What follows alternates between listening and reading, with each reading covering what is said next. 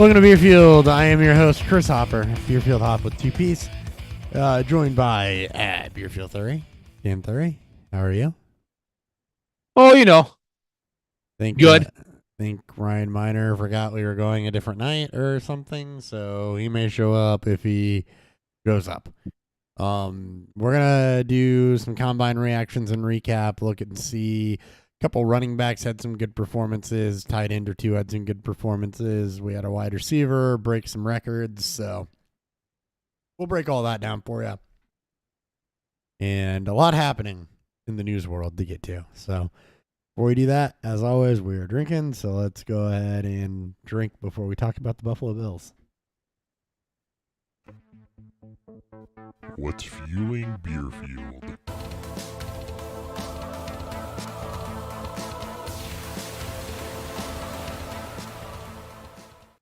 All right, Dan, what do you got? So I got Hailstorm out of Chicago.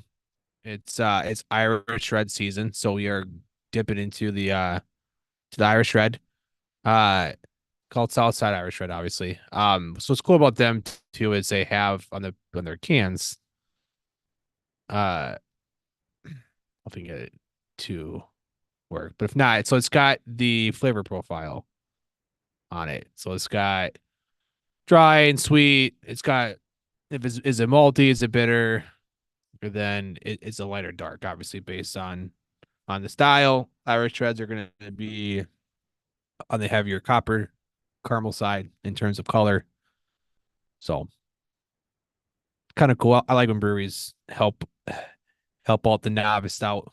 Yeah. By at least, saying is it malty or bitter, sweet or dry. For sure. And the Irish Reds have some variants to them. A lot of Americanized versions are going to be malty. This or is sweet. Sweet. I tend to like mine a bit drier, but I like mine breadier. Yeah, this is definitely bready, but a tad bit sweet. All right, I've got out of St. Louis, Missouri, Narrow Gauge Brewing Company. I think technically 4%, but whatever. So I'm drinking their Helles Gamed. It's a Munich style Helles. So malty with a dry, somewhat bitter finish. Pilsner malt, caramel hell, so Carahels, and acidulated malt just for pH with Tettnanger hops they put on the side. So more on that about halfway through the episode. Let's go ahead and jump into the news because there's a lot of cap stuff going on. News.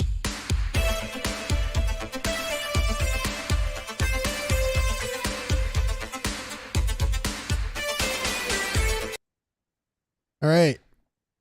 Tyrann Mathieu getting a deal reworked. I'm just going to run through this because some of this is restructures. Some of this is players coming back, players leaving. Bills have done a lot. Yeah. That's not just a joke. They've been doing a lot of things today. So they re-signed Taylor Rapp, do a 3-year deal, $14.5 million. This is after they released Saron Neal and Jordan Poyer earlier. So they're bringing back Rapp in place of Poyer on a little bit cheaper of a deal. Take care of that. So Poyer will hit free agency, still playing at a high level at the age of 33. Likely 1-2-year deal. He'll go chase a title. The Bills have also re-signed Mitch Trubisky after he was released by Pittsburgh to back up Josh Allen. So he's previously served in that role and knows the offense. Let's see, they restructured a deal with Von Miller, saving them $8.6 million. They had $40 million over the cap, so they had a lot to do. They released Tre'Davious White after a couple Pro Bowl nods. See, the Eagles released Avonte Maddox. The Bills released their starting center, Mitch Morse. Connor McGovern's expected to take over there right now. Released their primary returner, Deontay Hardy. I think they restructured Rasul Douglas's contract. So a lot going on in Bills land, to say the least. And you're going to see, there's a big cap bump, but you're going to see this from teams that are still over the cap, doing a lot of things like this. A lot of cuts. Really between now and in June, a lot of restructures going on. Aware of. Yep. On to other stuff, the Commanders signed Zach Ertz to a 1-year deal. This is after they cut Logan Thomas earlier this week. So he'll actually be in position to start with Cliff Kingsbury for now. Year removed now. from injury. So if he's got anything left, that's an interesting play, I guess. For tight ends, we know that he got used in that offense to a degree. So True. Texans re-signed Keenan Fairburn, 3 years, $15.9 million. There's your kicker news for the week. Sorry, I didn't take notes beforehand, so I'm reading through shit as we go. And trying to skip over news. Broncos have granted Russell Wilson permission to speak with other teams after informing him that he will be released. This is expected by a lot of people, but it's like the largest dead cap hit in NFL history. It's pretty nuts. They haven't even gotten to his actual extension that starts next year. Yeah. They could have just not done the extension. It's so bad. Just like this finally takes the worst trade in NFL history. I think we can finally surpass the Herschel Walker trade. I know that we don't know who all the Broncos players or all the Seahawks players that are drafted with those Broncos picks, but to say the least, that Drew Lock and Russell Wilson have been kind of equal. It's the amount given up for them it's pretty astronomical and just bad. I saw something the other day. There is a final tally on this. You do know who all they ended up with. Do we know all of them? Yep, okay. do. So they ended up with so the Broncos got with Russell Wilson Yanami something or another. And that's got a bunch of drivers. So they got, oh, for the love of God. Let me see the site. All right, the Broncos got Russell Wilson and defensive lineman Iuama Uwazurike, which was what they used the 4th round pick on. I don't know anything about him. The Seahawks got back Drew Lock, Noah Fant, Shelby Harris, who's currently a free agent, Noah Fant, who didn't do much, Drew Lock, who served as a backup, offensive tackle Charles Cross, offensive linebacker Boy Mafe, linebacker Tyreek Smith, cornerback Devin Witherspoon, and edge Derek Hall. So we don't necessarily know how it's going to pan out yet based on the fact that a lot of those guys are in year 1 or 2. But there's names there, I guess. Doesn't look pretty, but there are names there. Well, none of them are tied up with as much money as Russell Wilson was. That is true. Leave it at that. Kind of interesting for things that might hurt long-term relationships. The Cowboys have did pick up a 5th-year option for Micah Parsons as a defensive end, not a linebacker, which is actually $3 million cheaper. So essentially they had the choice, I guess, in this matter and decided to save $3 million versus reward their star linebacker. And to me, I know the NFL is a little bit more cutthroat, but this feels like the closest thing the NFL gets to MLB arbitration numbers, and to have that choice on whether you want to reward your guy or not. And they didn't do it, which, we know the players are out for money, right? Yep. And that just feels like a bad way to do things. It's just, like the argument on what edge should be classified as, which has to be the case because Parsons is that traditional outside linebacker edge, should be linebacker, but yeah, we'll see if it does have any actual effect to it or not. Yep. See, Johnny Smith visited the Dolphins. Okay. Buccaneers and Mayfield have mutual interest. We know. Chargers released Eric Kendricks. Patriots interested in blah, blah, blah. Or back do I got to go? I'm only on yesterday. Browns and Joe Flacco have discussed a reunion for 2024, apparently. I wonder if they'll try to move. They're desperate enough to try to move Watson. Here we go. They could be, I guess. I mean, kind of impossible to do. right? Colts assigned a franchise tag to Michael Pittman, I think, as most of us were expecting. We talked about that one a couple episodes ago. Yeah, I mean, like it wasn't confirmed, but I think we were all pretty confident that that was going to be the case. I mean, deadline's passed, so they did it. Belisario reported it. Yeah. 21.8 million on the tag, 109 receptions, 1,100 receiving yards last season. So I mean, true wide receiver one numbers for Pittman. So hopefully they get something done long term. Keep him there for a little bit. Although Hopefully. with Richardson there, those numbers may regress some. Just different offense entirely. Yeah. Bears franchise tag Jalen Johnson, who was incredible last year. Seahawks released Will Disley. Okay, they also released Jamal Adams. This is why I do things ahead of time normally. Buccaneers tagged Antoine Winfield. That's not surprising. Texans re-signed Dalton Schultz to a 3-year, $36 million contract. That's something to discuss. Kind of in the junk tier of tight ends.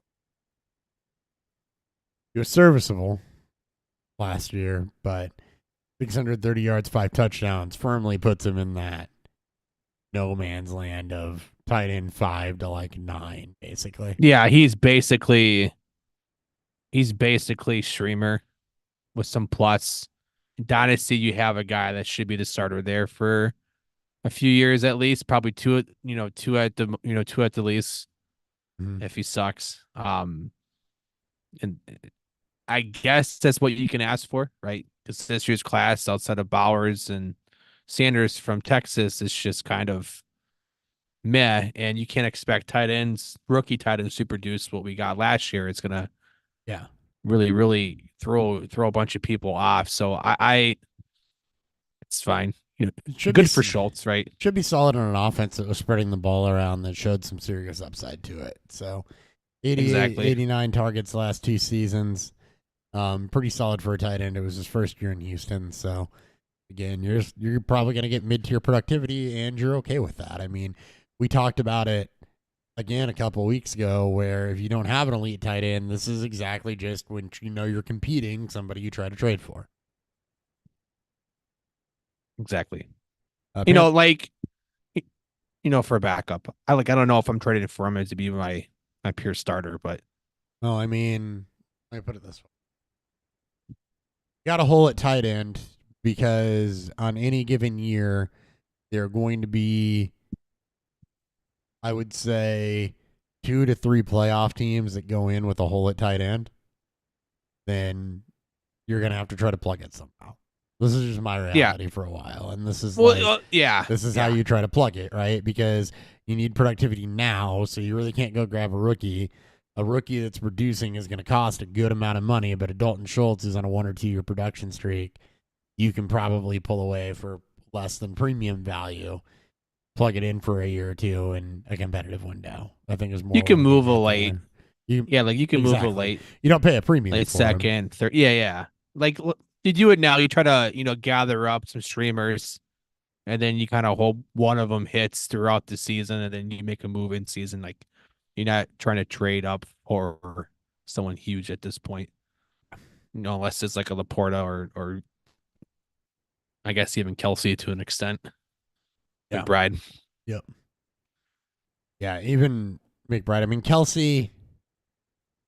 If you can get him, you got to be careful with Kelsey. Yeah, because you're still paying a premium for that, and he's at an age where it can be just. There was a bit of decline last year, and he could just call it at any point. So, I mean, Kelsey's a good point of discussion, because if you're the Kelsey manager that's not in a window right now, you just need to move him. You're not going to rebuild in another 2 to 3 years and have another window around Travis Kelsey, I don't think. You're either not going to have the elite productivity, or you're not going to have, or he's not going to be playing. I'll say this: I think during the startup I did, he was the 4th highest tight end. Yeah, that makes sense. In terms of, I mean, obviously, when you're doing a slow auction, it can be a little different, but yeah, it's a 12 team with 3 bids. You're gonna generally have the top players up, at a relatively good time. So it does add up to it. Mhm. Yeah, he was actually no, he was the third highest. He was tied for this actually tied for the second highest. Who's he tied with? McBride. So Yeah. this is a weird one. This is 1350 budget. So Laporta went for just Laporta over was 200. I think he was like two. Oh god, he was a lot higher maybe in this one. But anyways, McBride and Kelsey went for 160 apiece. Yeah. What the fuck is Laporta? Laporta went for 285. Oh my god. He was the seventh highest person. Laporta was? He was the highest non-quarterback in a super flex. Yeah. He's actually tied in premium? it, it yeah, it is, but like he was the highest non-quarterback. So it means he's higher than every receiver and every running back. That's insane. Yeah, he went for, Like even at tight end premium, you shouldn't be higher than every receiver. I love doing these drafts because these guys will go nuts on players that they want. Like Yeah. Josh Allen went for $500 That sounds in a pretty. 1350, and Brock Purdy was the fourth highest QB. I love Oh, man. these guys. It's so much fun. All right, But anyways, yeah, Giants didn't franchise tag Saquon Barkley. He's officially a free agent. Yeah, I don't care about that. Panthers use tag on Brian Burns. Jets are going to release CJ Uzama. That makes sense.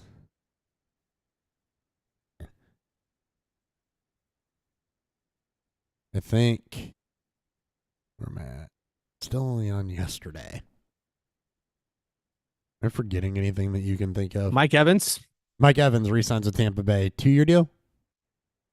2-year 51. 2 years, $51 million? I'll pull it up. I think that's what it was. Mike Evans deal. 2-year 52 mil. 2 year, $52 million.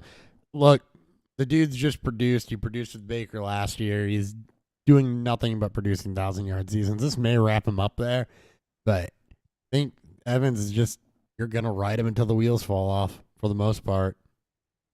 He's basically the Derrick Henry, the modern. He is the Derrick Henry at wide receiver, and by all accounts, great because he's earned it.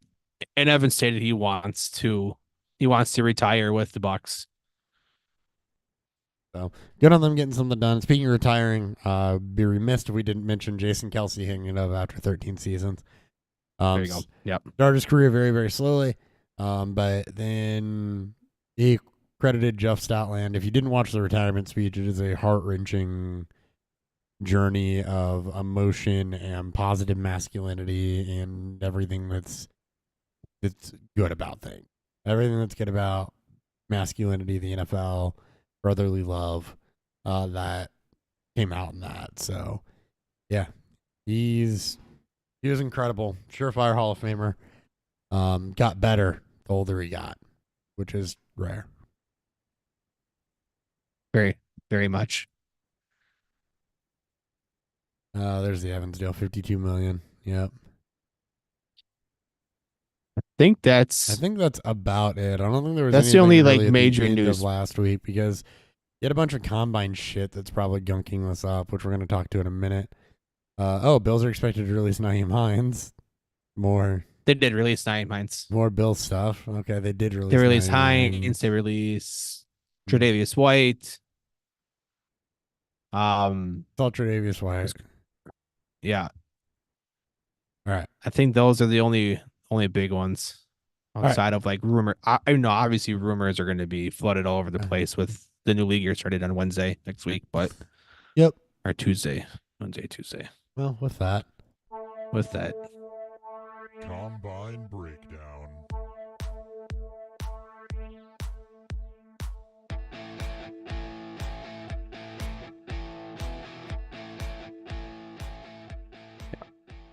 All right.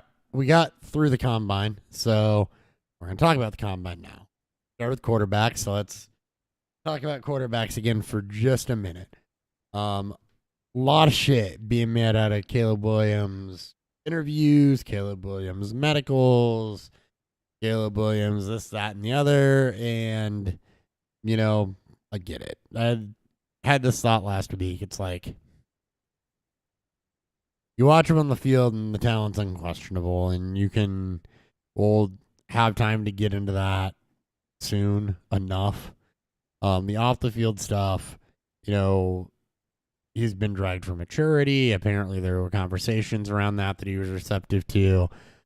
He didn't give first guy that we know of that didn't consent to getting his medicals to all 32 teams, but the reasoning behind it seems pretty solid, in my opinion.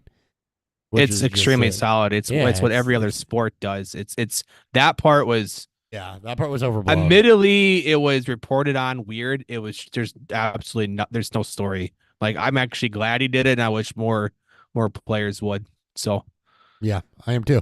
Because really all he did was say that, why do I need to give this to 32 teams? 32 teams can't draft me. When as I meet with teams that are interested and have a shot with drafting me, I'll go through whatever examinations and disclose it. Exactly. But why am I going to give it to everybody?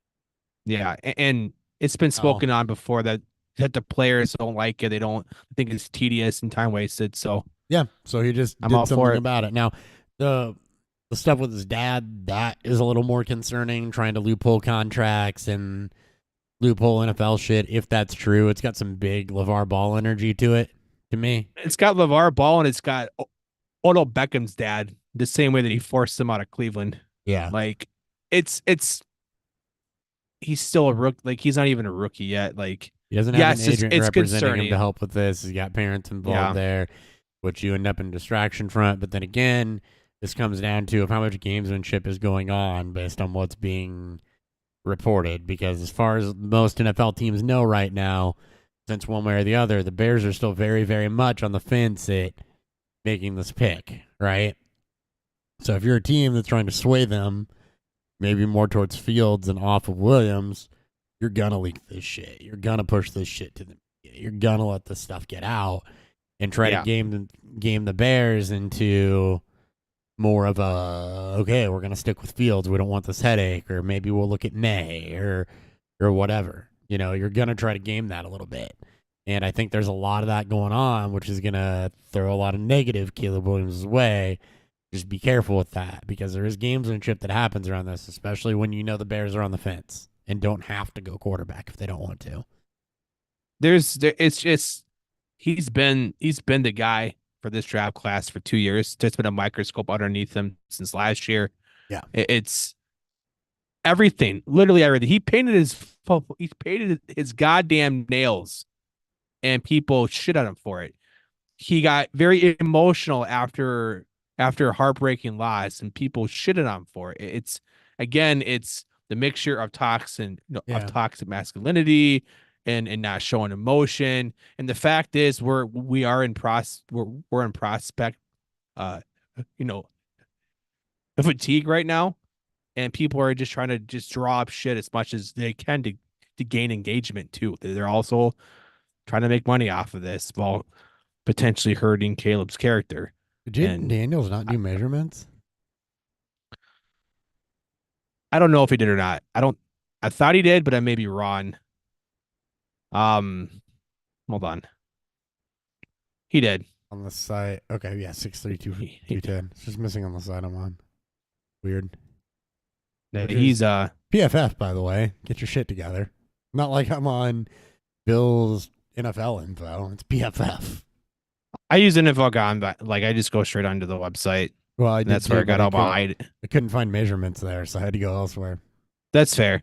There's a guy that did a whole live tweet of all the players that did anything at the combine. So I went back and went through all of his for height and weight. I don't really care about arm length or hand size season. I don't either. And really, with this, it's class, a joke, but it's whatever. Nothing controversial with any of this. All the quarterbacks were the size that they were supposed to be. There's nobody that's rocking like baby hands. Bo Nix.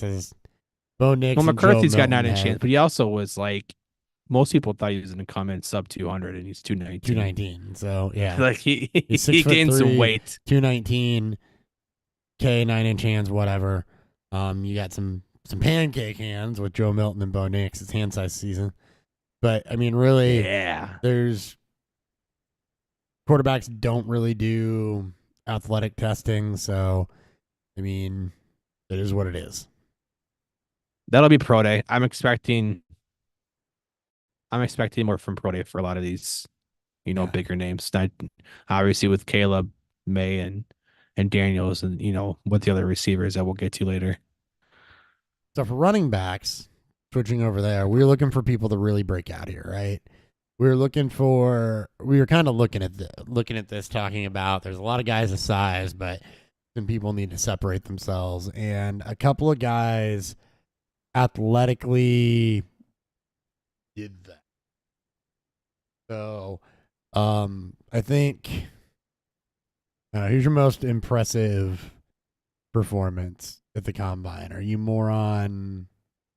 I mean, Isaac Guerendo, pardon me, Louisville running back, had some really impressive metrics, but Trey Benson, size wise, and given where he was at pre, I think probably did the most up his draft stock.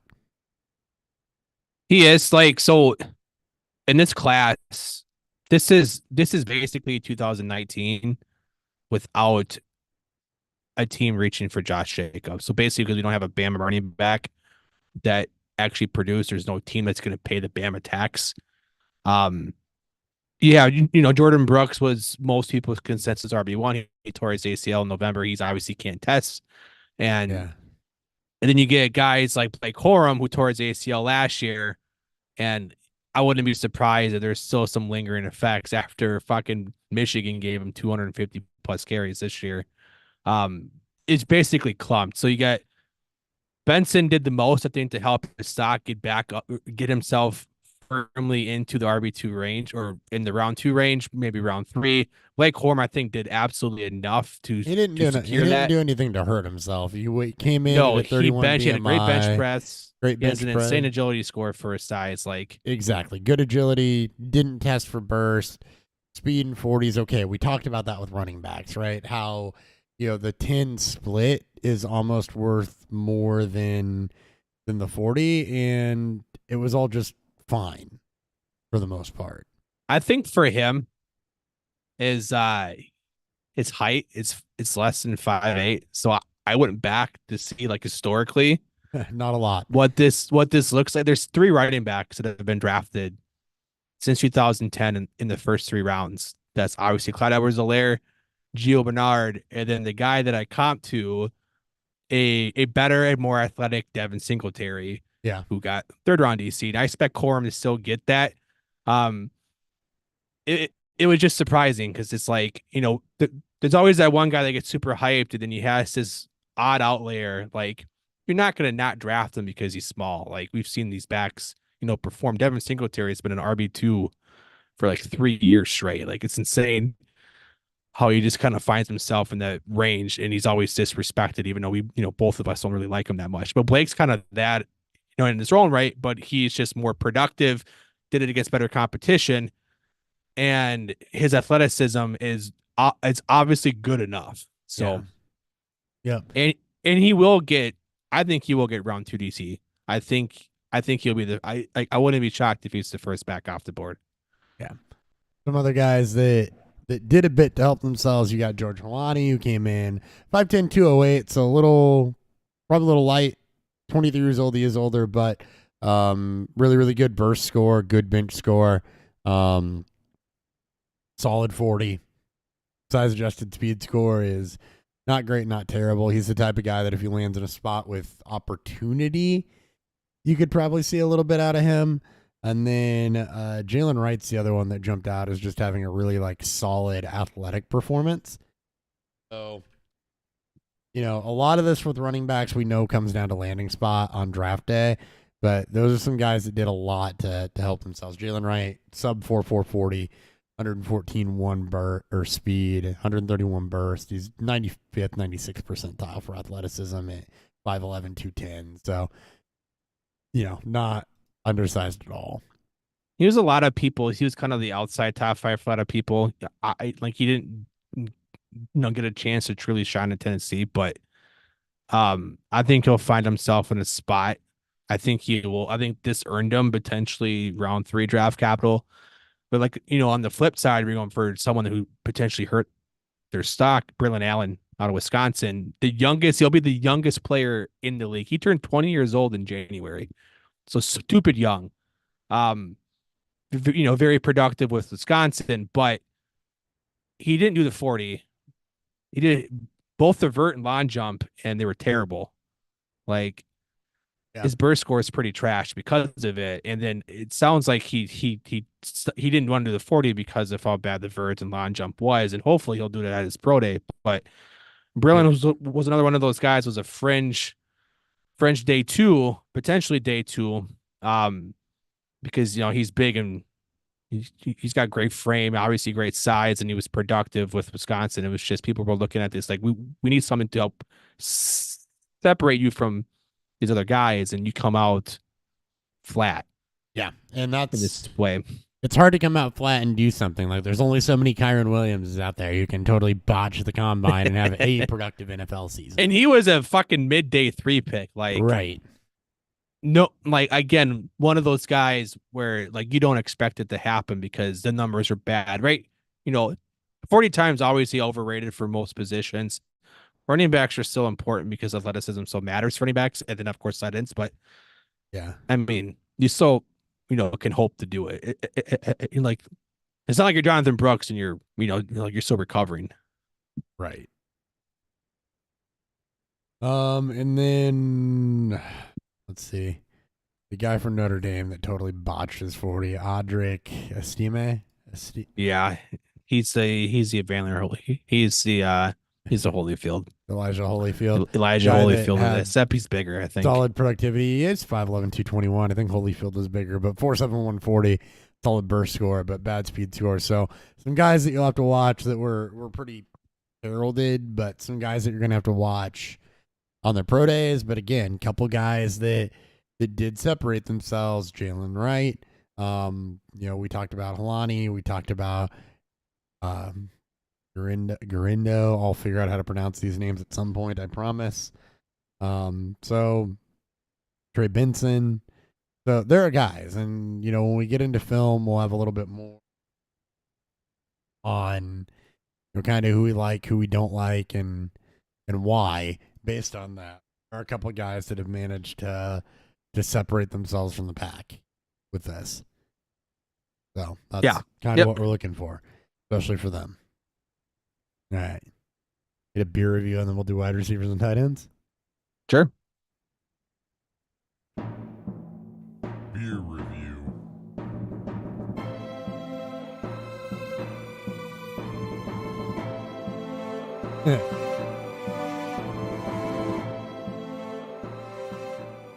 Called it. Ryan said he totally forgot it was tonight, not tomorrow.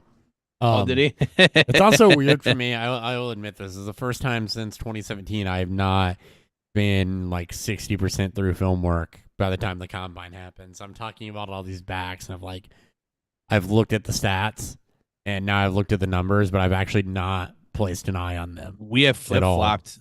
We flip-flopped. I haven't watched a whole bunch of film. I'm not a huge film guy. I'm trying to get better. I've watched the top quarterbacks.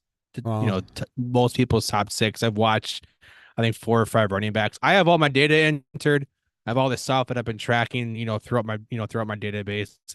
And I keep adding in stuff to kind of help gain some more context. But I've done the data so long that I'm not even really typing it out. I'm just kind of looking at guys, and I know from doing it for so long that it's like, all right, that guy would qualify, that guy would qualify, that guy would qualify, that guy doesn't. And kind of working through that, and then I'll take it with the combine numbers. I'm like, all right, these are like 10 to 12 guys with the limited time I have that I'm going to try to watch and sift through and see where it goes, or see what happens, or what I'm interested in, and, play it with landing spot and stuff. But it's a different approach for me this year just because of time and effort, and the fact that I guess I know it's the last year. I mean, I'm more probably an approach that will be, my approach as a dynasty player, not somebody that's trying to inform others. So, yeah. Anyway, how's your beer? Oh yeah, me. Again, Hailstorm. This is the Irish style red ale, they call it. South side. I tend to like my Irish stouts, or at least my Irish ales in this case. I know it's South now, but a little bit drier, a little more malt to it. I mean, there's a lot of malt in this, but it's sweeter malt. So it kind of takes me back a little bit, but it's still solid. This is the first beer I've ever had from Hailstorm. They're one of the more, I think, popular Chicago-based breweries that just hasn't quite made themselves down south yet. I think they're starting to, you know, keep through in the big four downstate cities a little bit. I haven't really seen them in Springfield because I swear to God, everyone fucking skips Springfield. So thankfully, I got mine in Champaign, but it's solid, right? If you like your red ales or your malt based, you know, beers like your Irish at this time of year, if you like them sweeter, then this is a solid choice. Probably not going to get them outside of Illinois, but if you're in Chicago or if you're, in between there and downstate, if you find some Hailstorm, if you get a chance to try their Irish, I would recommend it. So Narrow Gauge is really not known for their lagers necessarily. They're known a lot for their IPAs and their hazies and stuff, but damn did they do a good job with this Helles. It's bready, it's malty. You can tell that they paid attention to the craft on this one because a lot of Helleses are. So there's a process in brewing German style beers, decoction mashing, and you can tell from the malt richness when somebody does that versus doesn't do that and tries to cheat it with like a melanoidin based malt. And this has the richness that you can only get from taking great care in how you're crafting it. And it's got that malt richness, like white bread, like doughiness to it, with hop that comes through and gives it a little bit of floral notes and dries it out some, but doesn't override that. And I really I'm a sucker for malty lagers. So this is like right in my wheelhouse on this one. So I think they did an incredible job. It's not Dovetails, but nothing is. So I mean, it's right up there. So it's one of the better ones that I've had. You can tell that there's care into the craft here, and that to me with lagers is important because they're not bad when people try to short them, but they don't have that richness that only comes out when you take the time to go through that decoction process and do things the right way. Yeah, if you drink enough of them, especially when you drink a lot of them from like different breweries in different sizes, from your bigger craft breweries to your actual traditional craft breweries, and then to your microbrews, which is, your small breweries around your town, you can notice differences, especially in water source. Like I'm telling you, Jesus Christ, water source is a big thing, or how they decide to, basically craft their water to be used for, for brewing. It's a big difference. It is a big difference. And in a beer like a lager, which you can't hide anything, it's definitely going to shine through more. Yep. So anyway, incredible job by those guys. All right. They're great. They are more than a hazy brewery. They are more than a hazy brewery. You know that. Absolutely. They actually make quality beers. Absolutely. All right. Moving on to wide receivers. We'll get to the record-breaking performance in a bit. None of the top guys ran, right? Rome Oduzze did. So it's just Rome did, but Neighbors and Harrison did not. Harrison did not. So looking up and down here, again, I'm not seeing, just looking at the top. Ooh, I guess Cowing coming in at 5'8", 168 is probably pretty not good. His is odd because he was just so fucking productive with Arizona. Yeah. And then he obviously is a slot receiver where I think athleticism isn't quite as needed. And I don't know if Cowing's going to even be. Let me look at this real quick. A day 2, day 3 guy, but his overall profile is interesting. It's just he did not test well. I think he's also coming off of an injury, if I'm not mistaken.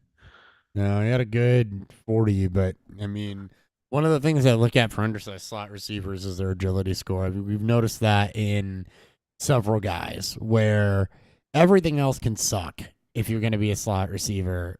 If you have a good agility score, you can beat people with route running. You is kinda need what it equates yes. to. You also need some speed to it. Like you don't want to go out there and run a sub, 4.7 or nothing. But no, you need to be in the high 4.5s, low 4.6s, but yeah, you can get away with that not terrible but lower end of average 40 time if you destroy the agility drills. We've seen that profile hit quite a few times. But he didn't do that. And again, I'm just kind of going through live reaction here. Some of the guys that caught my eye. Marvin Harrison is exactly as advertised. Let's see, who else do we got? you Xavier asked me. Leggett Like I said, I got them all put in. is advertised. Lad McConkey is advertised. Jalen McMillan is advertised. I mean, we're not in an area of what Neighbors come in at. Neighbors and Tess. He didn't. So Neighbors and Harrison. He didn't. Rome. He didn't. Rome did measure? everything. I'm sure he measured. Neighbors was. They don't have. They don't have him in on this either. Rome is 6'3", 212. Like, dude's a monster. Rome is. Man. He was already considered a top 10 pick. I still feel like he made money with this. So what's cool about him is fucking huge too. My God. Yeah. So what's cool about Rome is that after everyone left the field on Saturday night, he went back and did multiple 3-cone drills to try to break the record. Like, there's a lot of nuance to why I think Rome is going to end up like he could be drafted above Neighbors. Like no one's going above Harrison at this point, but no, he could. It's just Rome had a great one. Brian Thomas had a top 10. I think Brian Thomas had a top 10. I think a top 10 RAS score. Like, yeah, like he fucking killed it. And it's just, I don't think a wide receiver ruined their stock. No, at all. Like it was solid across the board for all the big names. Your worst wide receiver 40 time is 4.63. Yeah, that's pretty fucking good. Yeah, there's this one felt like finally we got a combine that delivered on the hype that we were promised. It felt like the last I don't know how many years. It's been kind of disappointing. Yeah. This one felt like everyone that was supposed to do well did well, and it's just and you got guys, you got some guys that are coming out of the woodwork. The wideout from Florida, Ricky Purcell, Ricky Purcell, he is flying up people's boards as he should. Obviously both Texas receivers, and we can we'll talk about Worthy when you're ready.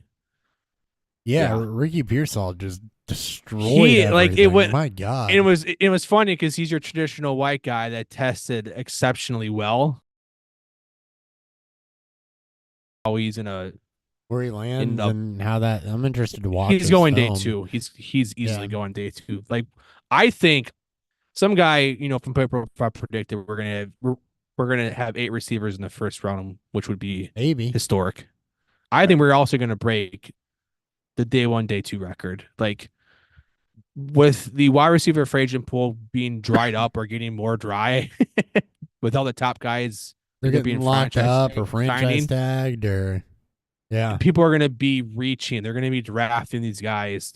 And there's a flavor for fucking everything. Like, you want big and fast that can run 9 routes? Brian Thomas Jr. right there for you. You want speedy slot guy that can do fucking everything. I don't know if Worthy is going to be a slot guy, but speedy outside guy that can fucking take it to the house. You have Worthy is like. He's tiny. Has there ever been a player that's been more stamped with Kansas City? Dude, it's everywhere. Like people were doing either him or the other wideout from Texas, Mitchell. Yeah. One of those two were supposed to go to Kansas City. Worthy feels like he has. I don't know if he's gonna be there. The dude just broke the fucking 40 record. Like it may be overrated for for the position, but the NFL still loves speed. And I think he's going to get drafted high. And like, I don't know if he'll, reach the Henry Ruggs levels of being drafted high or John Ross by any means, but teams are gonna block over him in just these ways. Like, oh my God, we can use him on screens and short throws. Just get the ball in his hand and watch him Yeah. go to work. And Even though he's 165. and yep, I don't really got anything else to say there. Like Worthy just absolutely destroyed it from a speed perspective. And like you said, there's no wide receiver that had a dud performance that, I mean, in general for the most part, but definitely not really anybody that had a dud performance that you were So the- expecting to be. So the one good. name, that people threw out that if they didn't watch any of the combine or didn't watch any like or didn't see highlights of his gauntlet drill, Kean Coleman from Florida State. A lot of people were surprised that he ran a 4.61. If you go back and watch his gauntlet drill, he ran the fastest, like he got through it the quickest, Mm. and looked fucking smooth as hell, like it like fucking butter. So it's one of those things where, you watch that and you go, fine, like you're in a slow 40, like who fucking cares? Because if you The watch him threshold flow on through that gauntlet drill, it was nuts. Well, the threshold for 40 on wide receivers is not what a lot of people think it is. Let me go pull it up real quick. Well, I know it's But not I'm high. It's using- just, people's expectations for Coleman was No, like, I get that. I'm he was, I'm not saying he's this to supposed to be argue with faster. you, but Oh like no, I know. 4.60 is the threshold that I've typically used. So, to hit 4.61, 4.62, okay, like that's kind of whatever. It's Yeah. really when you get north of 4.65 that without other redeeming qualities that you start to have a problem there. Yeah, he's also 203, he's 6'3", 213. Yeah, if he can catch, He's and at move across Rome's the field athleticism, well, but and yeah, then it is what it is. But again, you're gonna see. I do think if last year didn't have any true ones, this year has several that can be true ones. I it's think. got, dude, it's based on size. I and said there's outsides, wide and receiver it's ones, everything. flankers, fucking X, Y, Yeah. Z guys. Like, you got the guy from Western Kentucky, Malachi Corkley, like, who's basically just a slot screen guy for that team because he's a hyper athlete and they just want to put the ball in his hands. Like, Yeah. this class is littered with everything, which is why I think we're going to see so many of them drafted high as teams are trying to fill out their wide receiver roles and that depth chart. Like, we're going to get around 4 guys that are going to be, that could be big names just because you're going to see, talent suppressed down because this year's class is so, pooled up with good ones. Yeah. All right. And tight ends, obviously we didn't get. This is not a good class outside of Bowers. And like, this is a pretty, I couldn't think of Bowers. I don't know. We didn't get Bowers testing. Ben Sinnott looks like he did probably the most from an athleticism perspective to help that. Theo Johnson from Penn State was probably your big winner. Like, had a great day, 4.57, 90th percentile, like his 85 plus percentile on pretty much everything besides agility score. Yeah. So it's 6'6", again 259. So the guy's huge and hugely athletic. Moderate production. Yeah. Again, tight ends are obviously very difficult to find, right? Guys are either productive as receivers and we're a part of the offense. I lay, AK Brock Bowers, or they're hyper athletes, and you hope that in 2 to 3 years they can be, coached up and they can be involved because they're just an athlete at that position. But this isn't really the year for this isn't the year for tight ends. We got spoiled last year. We got we don't know how spoiled we got, I think, until shit comes back down to earth and we realize we haven't had rookie year productions like that ever. Right.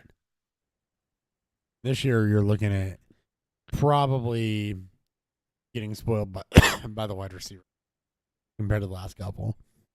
If it's gonna feel like 2020 and 2014, I think all over again. We're gonna get 2014's level of early production, and we're probably gonna get the longevity of that class plus what we've seen so far from 2020, and then we're gonna get some. We're in a very big luxury of top people.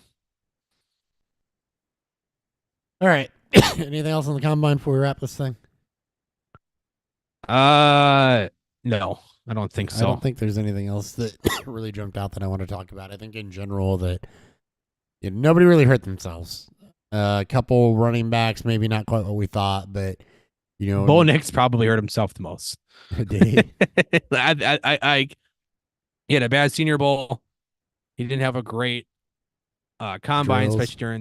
especially during the passing drills. And I still think he goes potentially late day 2, but he may have fallen out of that chance. And Spencer Rattler probably solidified himself as a day 3 pick, even though some people were claiming he could be day 2 after a strong Senior Bowl.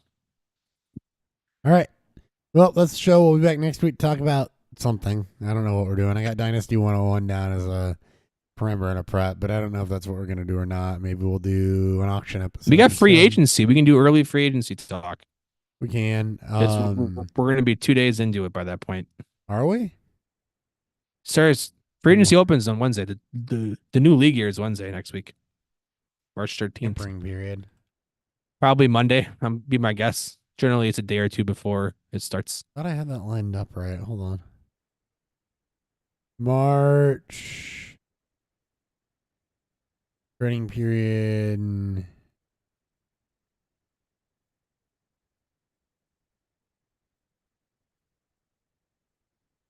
No, it's March 11th through 13th. Okay, we're going to do free agency next week because for some reason I had that shifted off. I don't know why. Yeah. We're going to get all of our tampering shit on Monday, and then we'll do free agency next week. I'm an idiot. We're going to have a lot to talk about. Probably. I had that off by a week. So, okay. Yeah. Free agency next week. Yay. New league year. It's already here. New league Fucking year. Nuts, man. All right. Take care, guys. See ya.